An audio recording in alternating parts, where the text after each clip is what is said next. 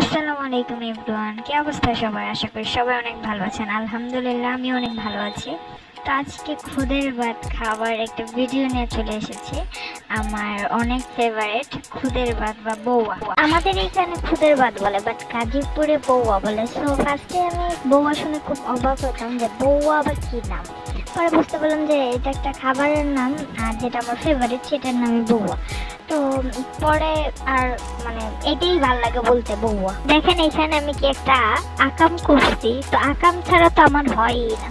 ভাত বাড়তে গেলে আমার সবসময় চাকা চাকা থাকে, আর এই যে ভাত বাড়ার সময় এভাবে পড়ে যায় অলওয়েজই। বাট আমি সবসময় তুলে নেই, ভাত ফালাই না কখনোই। ভাত ফেলা ভালো না, তাই আমি সবসময় ভাত যতটুকু পারি টুকে টুকে খেয়ে ফেলি। আর এটা হচ্ছে কিসের জানি, কলা ভর্তা না, এটা হচ্ছে কি জানি ভর্তা, ভুলেও তো গেলাম। মনে পড়ছে, এটা কাঁঠাল বিচির ভর্তা, সরিষা ভর্তা ছিল, তারপরে চিংড়ি মাছের ভর্তা ছিল, তারপরে আর কি ছিল,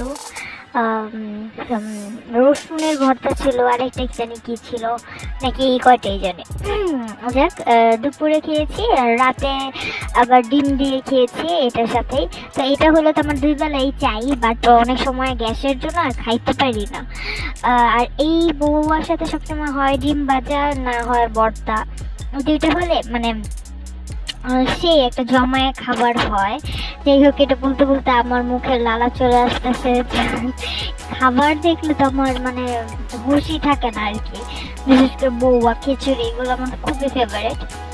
তো আমি খাচ্ছি, আর ক্যামেরা দূরে দূরে তো এত খাওয়া যায় না, তো যাকে একটু একটু করে ভিডিও করে করে দিচ্ছি। আচ্ছা, আমার মতো কার কার এরকম খুদের ভাত বা খিচুড়ি পছন্দ? আমি ভয়েস দিতে দেখলাম আমার ভয়েসটা একটু মানে হেডফোন দিয়ে দিচ্ছিলাম, তো তাই একটু বেজে বেজে যাচ্ছিল। তো সবাই একটু ক্ষমার দৃষ্টিতে দেখবেন। আমার অনেকই ভুল হয় আমি জানি, বাট আমি আসলে ওভাবে তো প্রফেশনাল না, তাই আর কি আমার ভুল ত্রুটি হয়, আপনারা মাফ করে দিবেন। আর আমার কোন ভিডিও দেখতে আপনাদের খুব ভালো লাগে কমেন্টে জানাবেন, যেন আমি ওরকম ভিডিও আরও বেশি বেশি দিতে পারি। আর ফার্স্টে আমি মুরগির মাংস দিয়ে খেয়েছিলাম, আপনারা হয়তো বা বুঝছেন, তো ওইটা আর ওইভাবে দেখাই নেই। তো এই আর কি, আমাকে বেশি বেশি সাপোর্ট করবেন, আমার জন্য দোয়া করবেন, আপনাদের জন্য অনেক দোয়া।